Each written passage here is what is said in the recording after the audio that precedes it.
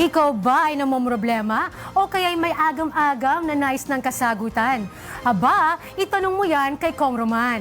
Sa ating ikalimang episode ng Itanong Mo kay Kong Tony Roman, alamin natin ang isa sa mga epektibong hakbang para sa pagpapanagot sa kapatid mong ibinenta ang mga kagamitan mo nang hindi man lang nagpapaalam sa'yo. Aba naku, Kong Tony, ano po ba ang dapat gawin? Mga bilhin kasi sa bahay, ha? Ako yung tatrabaho muna sa ibang bansa. Para sa atin rin naman to. Sige kuya, ingat ka sa ibang bansa ah. Oo naman. Pasalubong ko kuya galing Dubai. Oo naman. Kumuwawalan.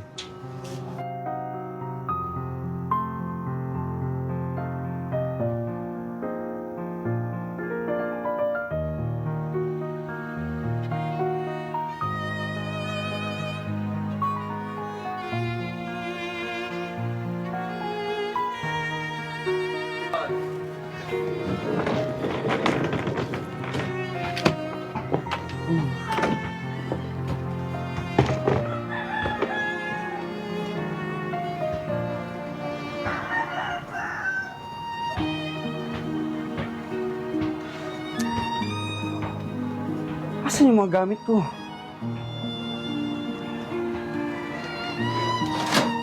Kung Tony, mawawala po yung mga gamit ko. Binenta yata ng kapatid ko.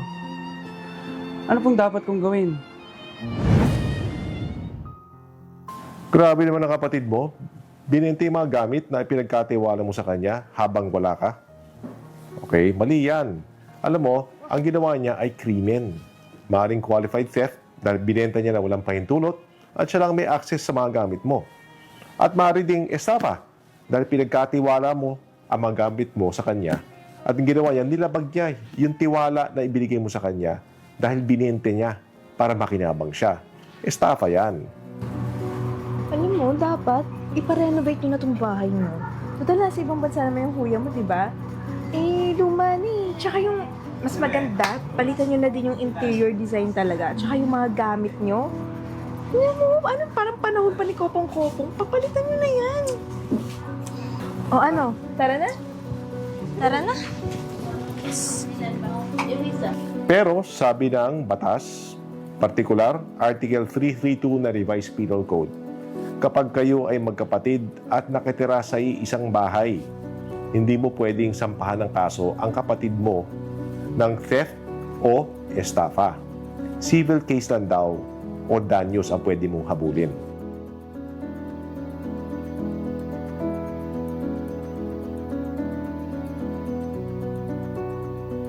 Marami-rami ako mabibenta nito. Ito mga alahas niya yata to.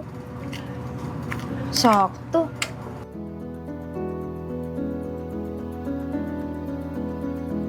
Kanino ko naman to ibebenta? Sayang magaganda pa naman to.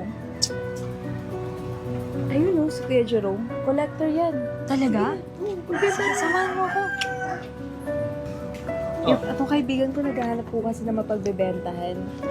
Baka gusto niyo pong tingnan. Collector po kayo ng watch, di ba? Magaganda po to. Sige nga, patingin. Ay, ito po branded po yan, kuya.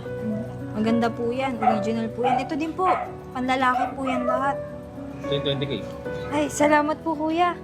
Makakabili na ako ng phone. Sige po kuya, una na po kami. Salamat eh. Salamat po ah. Sige, Kuya Jerome, salamat po.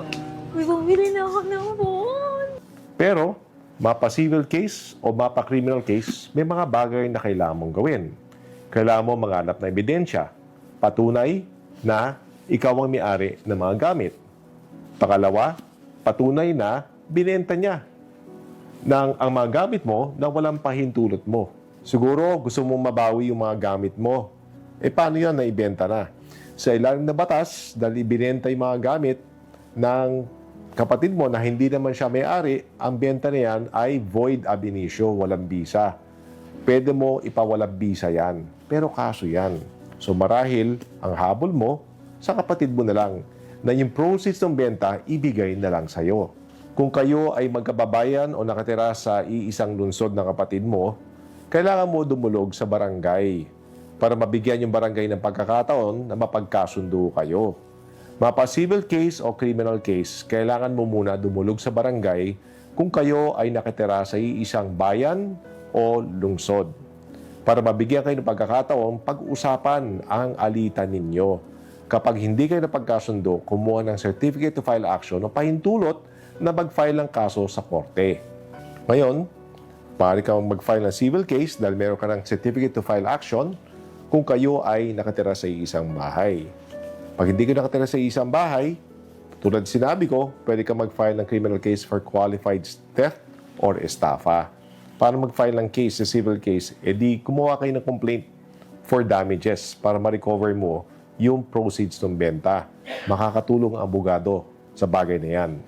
Sa criminal case, para magsampa, dumulog ka sa polis at tutulungan ka niya gumawa ng complaint affidavit.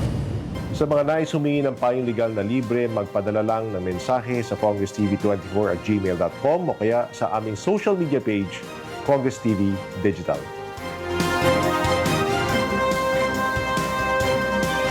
Isang tanong na naman ng ating kababayan ang nasagot ni Kong Tony Roman. Kaya huwag palalampasin ang sunod na episode natin. Dahil malay mo, baka tanong mo na ang sunod na sasagutin. Kaya kung kayo'y may mga katanungan na nais mabigyang linaw, itanong mo yan kay Kong Tony Roman. Mag-comment lang sa aming social media pages o email kami sa congresstv24@gmail.com.